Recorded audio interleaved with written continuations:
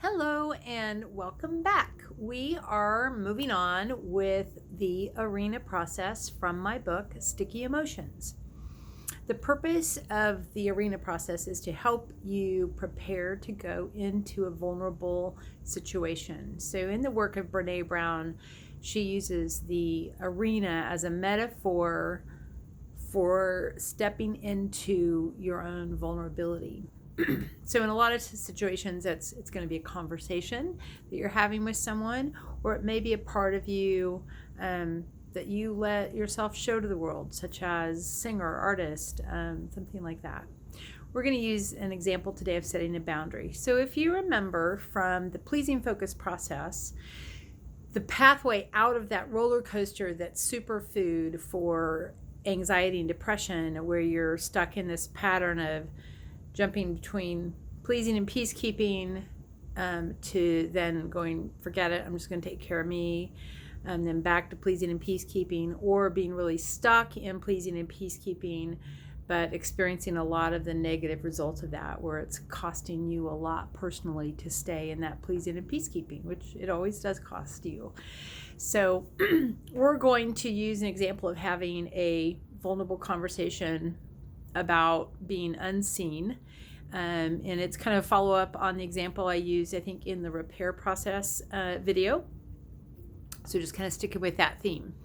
So this is the hand sketched version of this. If I'm working with somebody in my office, a lot of times I'm pulling this piece of paper down and sketching things out. I'm working with people with this larger visual thing that we can have a shared experience around, where in the book it's smaller, but in the book it's also a lot neater. So we're going to have you turn to the arena process and look and work along.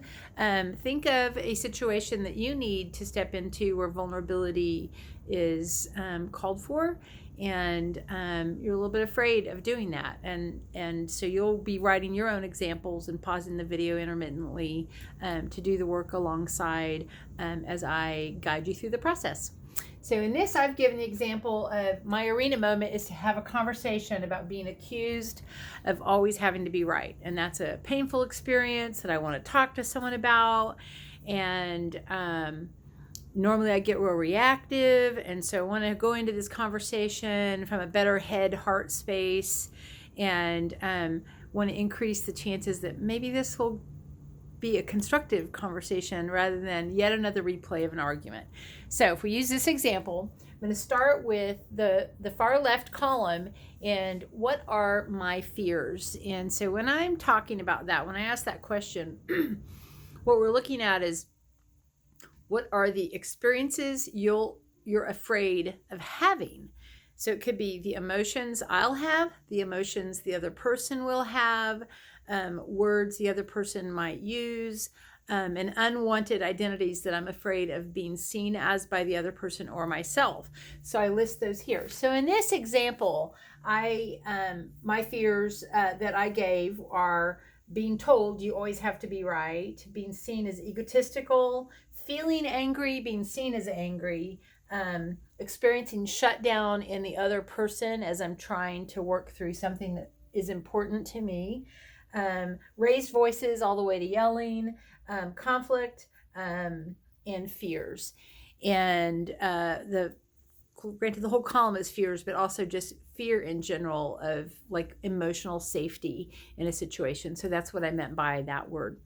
So let's say those are the things I'm experiencing apprehension or fear about as I consider having this conversation that's very vulnerable. So then we go to column 2. If I am letting my fears drive the conversation, what are my actions, words, behaviors more likely to be? What's the tone I'm likely to set as I enter this conversation? So in my example, I've said I might get small, I might act dumb, or like try to pretend I don't know something I actually know to avoid the accusation of always wanting to be right. I might get into a lot of defensiveness, justification, and explanation of what I'm meaning, why I'm saying what I'm saying. I might be super persistent, like I might not give the other person space or break when they need it, and I might just kind of dog the person trying to get my point across. And so if the fears are driving the conversation, these are my words and actions, the more likely results that I'm to get from that would be that there's no resolution to the problem, the pattern repeats, and I am not understood and I don't understand the other person. So the absence of understanding. So that is not a good way for the conversation to go. But it's important to look at that because the fears are valid. They're real, they're true, and sometimes they're legitimate. Like we might have actually experienced some of those things. And so we have good reason to fear that they could happen again, and they're uncomfortable, hence the fear. So let's just forget this for a second and think about, what are the values? What are the wanted identities that drive me to have a conversation about how hard it is to be accused of always having to be right?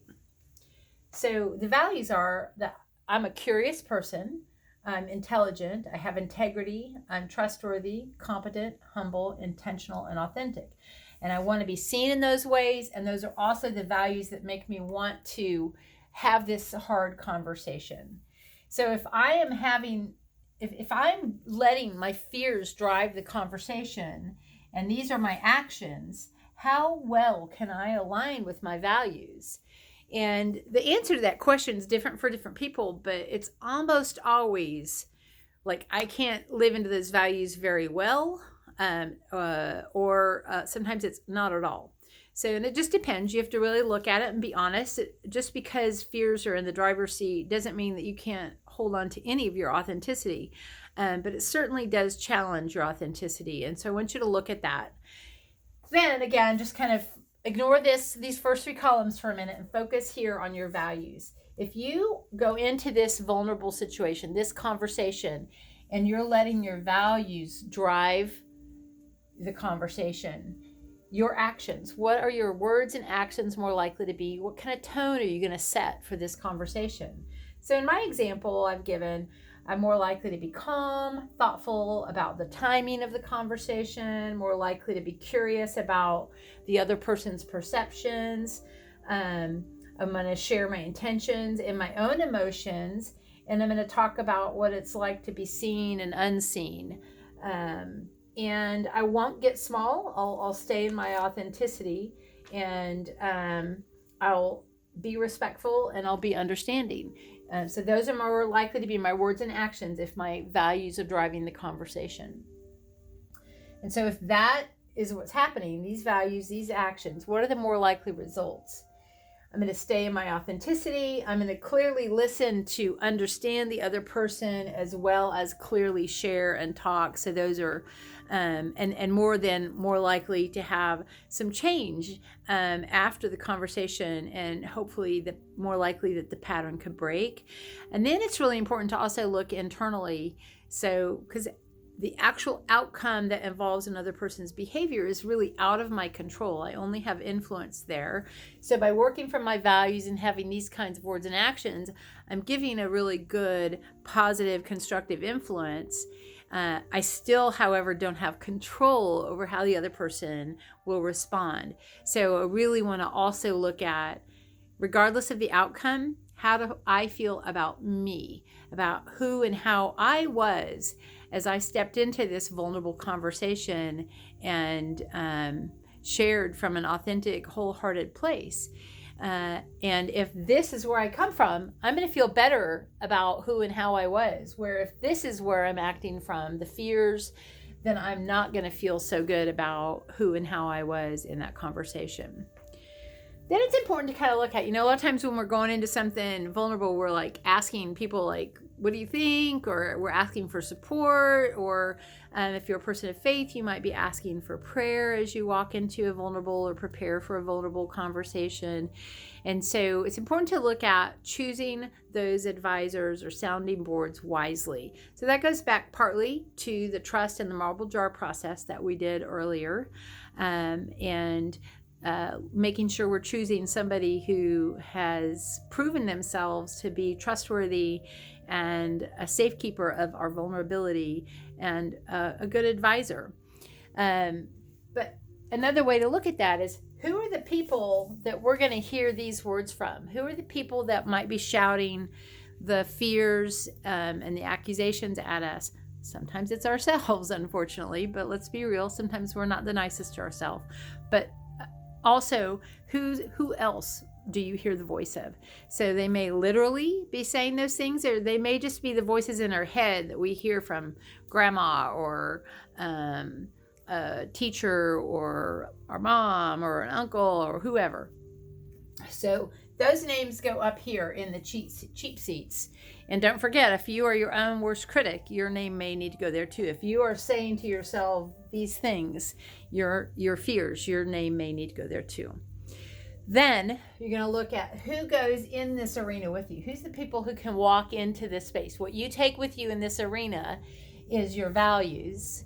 And who are the people that see you and can say, I know why you're having this. I know why you're taking this risk. I believe in you. I've got your back. I see your intention. Those people's names go in the arena with you. And you may only have 1, 2, or 3 people. If you are in your own cheap seats, you have some work to do to look at how do I get out of my cheap seat and into my own arena. And that is where you might go back and look at your daily intentions and reflections and remind yourself, like, look at that bank account of evidence of what a good person you are. Or you might need to do the repair process to get out of your cheap seat and into the arena with yourself as your own support system and your own cheerleader. And looking at that, also look at the influence of how stuck are you in pleasing and peacekeeping, and what role does that have to do, or what role does that play in terms of the voice of your own self-critic? And is there anything you need to turn off there that's related to pleasing and peacekeeping to help you get to a better place?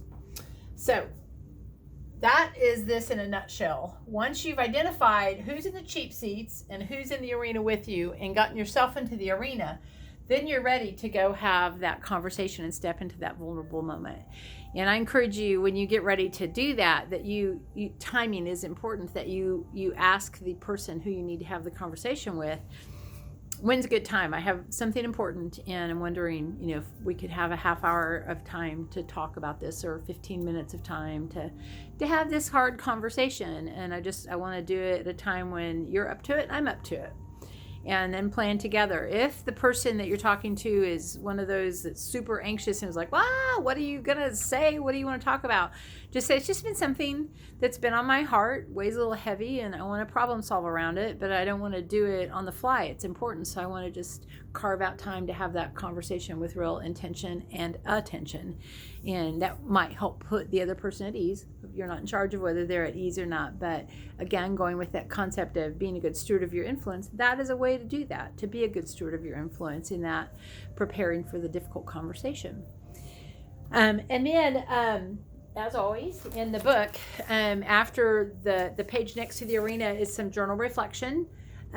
So again, I won't walk you through all that. I think it's pretty self-explanatory, but there's just some prompts there to get you thinking, so that you can kind of write a follow-up response to it. Now, another way to use this process is if you've gone into a vulnerable conversation and it's taken a nosedive and you're really trying to figure out, what the heck, how did it go wrong? Then use this process and doing the same steps, but thinking instead of, what might I be afraid of? You're thinking, what was I afraid of? What were my words and actions? What was the result? And looking at how could I be more value driven in the future, and what are my values again that led me to want to have the conversation or the vulnerable action. And if I'd have done that, what would my words and actions more likely been, and what would the results more likely have been? And that is not a process to go beating yourself up with. It's just a way for you to help understand and kind of peel back the layers to see where the conversation might have gone south, to help you learn from how it didn't go well, to help you prepare better for future conversations to perhaps make those go better. So that's it for this one, and I will see you again as we move forward and do kind of the big exercise that really the whole book was revolved around preparing people to do, and that is the shame, resilience, and grounding process. So I'll see you soon, and enjoy. I hope these are really helpful for you.